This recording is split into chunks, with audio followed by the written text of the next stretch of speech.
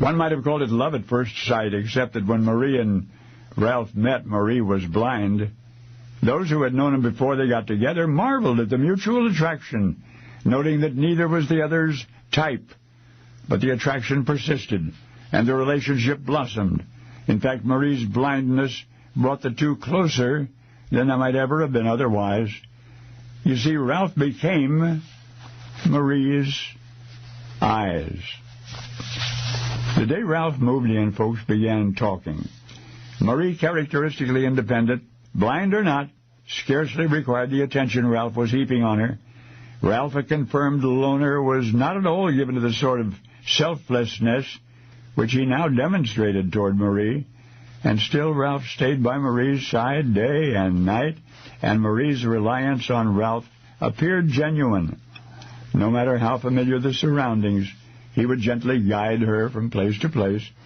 Outdoors, on occasion, only when nobody else was nearby, he would permit her to walk alone in the fresh air, amid the fragrant flowers. It seemed to those who distantly witnessed the curious ritual that Ralph understood Marie's need to be alone once in a while. But it was always a very brief while, because after a few minutes on her own, Marie would call out to Ralph, and he would hurry to her side. It was the unspoken promise of his perpetual proximity. Their already restricted lives became more so.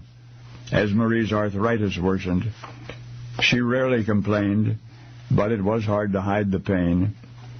I think Marie's unrelenting discomfort hurt Ralph as much as her, because as the months passed, he stayed closer than ever. And gradually the outsiders, who had predicted it would never last, were convinced. People stopped thinking of the couple as unusual, and in time the names of Ralph and Marie were mentioned only reverently, as one would admire a monumental romance, such as that of Romeo and Juliet.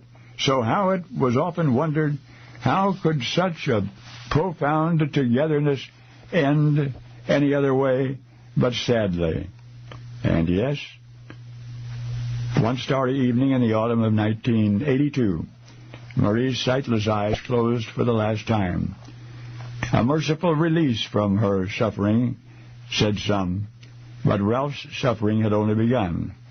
He cried himself to sleep for a while, and then his grief reopened in other ways. Nobody needed him anymore, you see, and so inconsolable, he withdrew from the world until at last he rejoined Marie. Americans, there is a 40-acre farm near Edmond, Oklahoma, the Roby place. Passing by, you might see the white crosses which mark two graves. Folks who know about Ralph and Marie always get kind of quiet when they start them pondering once again, a devotion they can't quite comprehend. You see, Ralph and Marie were as close as two people could be. The thing is, they were not people.